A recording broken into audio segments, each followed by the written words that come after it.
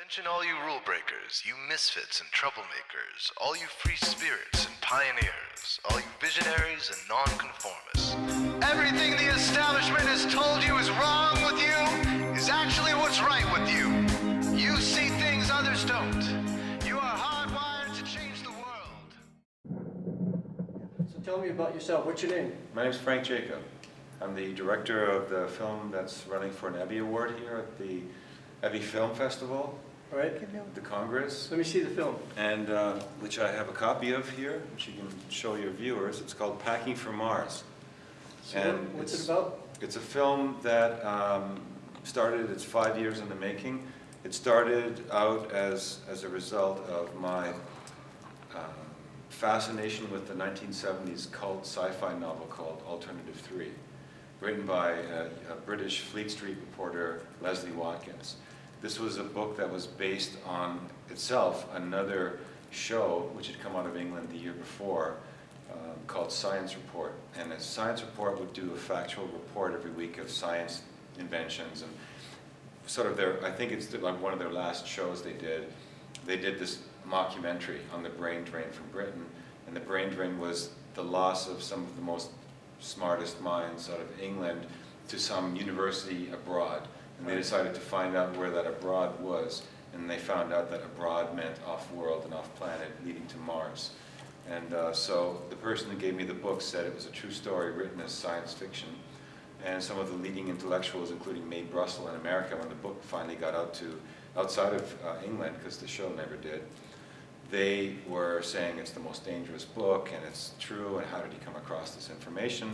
And I thought it was an amazing read, but it wasn't until many years later when I heard an interview on the radio with a woman describing how she'd been recruited for a colony on Mars, and that woman turned out to be Laura Eisenhower, the great-granddaughter of Dwight D. I remember Eisenhower. her mentioning that. Yeah, and now there's whistleblowers coming out.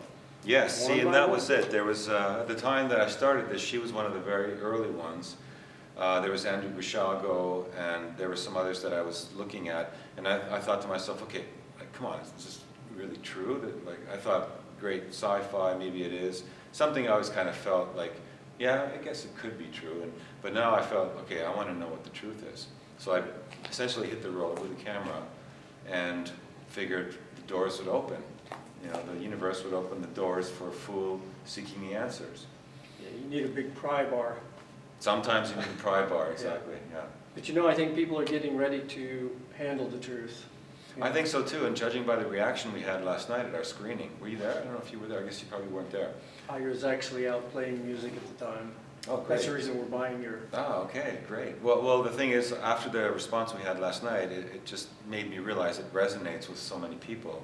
When they see a lot of the information out there in isolated cases, they think, okay, that's proof that something's not right. But in the film Packing for Mars, we really do go to a lot of trouble to connect the dots between diverse sources of information, including whistleblower information, scientific information, archaeological information, historical, and etc.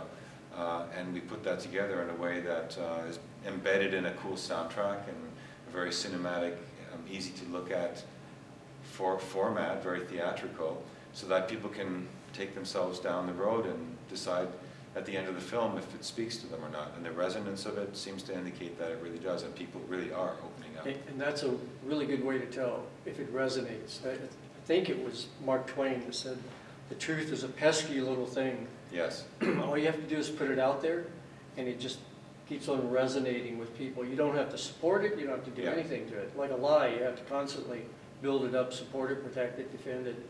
But the truth is out there right now. Yes. And I hear people say, oh, if this was really happening, it wouldn't be such a secret. And I tell them, it's not a secret. Yeah, You're that's just right. not listening. That's right. It's like a radio station that nobody's tuned into yet. Yeah, I mean, there's all kinds of information out there. It's just that we live in a bubble, you know? Like right now, you're talking to the choir, but when you get out into the world, videos like this have a profound effect on Ma and Paul that don't really get it. That's right. You just have to keep hitting them and hitting them and hitting them. Yes, and I think that it would be nice to see more of these kinds of films bleeding over into the more mainstream forms of media, not just the Right. people that are, we're here preaching to the choir, you could say. There's people here that are already open and interested. Mhm. However, last night, somebody we know brought a guest, and this person had never seen anything on UFOs ever. Right. Not even a film, a book. And they watched the entire film, and they were just blown away, and they were totally absorbed by it. And Yeah. that was a very good sign.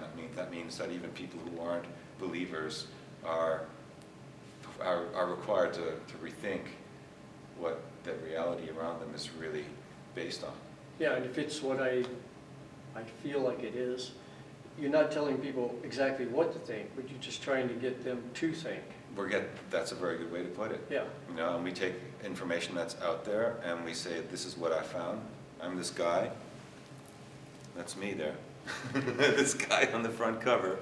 That is me walking into the white canvas of opening myself up. And I think everyone can approach the movie that way, that it could be them walking Right. into this crazy world.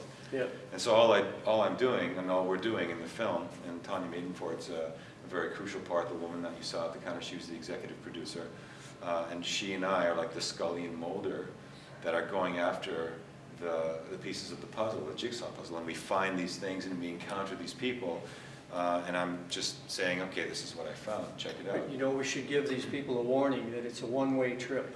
It is a one-way trip, Yeah, yes. once you start down this avenue, there is no turning back. Yes. It's like waking up of a morning to that point to where the dream life has faded away, you've even forgotten about it. And Yeah. now you realize, oh, I might as well get up. Yeah. There's no going back to sleep, That's true. once you hit this point right here. That's right. So what's your website? The website for the film is www.packingformarsmovie.com. All right. And we have another website called Screen Addiction. That's the name of the company. Screenaddiction.com, all one word. So those are good places to start to find out more about Packing for Mars and some of our other films. We have another great film we won an Emmy for 2 years ago here. It's called Solar Revolution. That's another film for people who are interested in learning about awakening consciousness, but it's taken from the perspective of a biophysicist in Germany, and it's full of scientific facts and great scientists talking about the same subject from their perspective of science. And it's making it very clear to us that the awakening of consciousness doesn't require us to sit and meditate for years on end. It's actually being induced by external forces coming from the cosmos, in this case the sun. What was the name of that It's called movie? Solar Revolution. And that one you can see, you could go to the website also, it's www.solar-revolution-movie.com. Yeah. And that's where you can also get access to the DVD, or you can stream it online. It's a 48-hour rental. That's another eye-opener. And that's a good one for people that want to step in to the territory without going quite as far, maybe, or people that are believers and have problems with their friends and family members that think they've kind of gone a little cuckoo. So they show them Solar Revolution and then it's over. Sounds like a good one. Yeah. Well, thank you for your time. Thank you for the interview. Absolutely.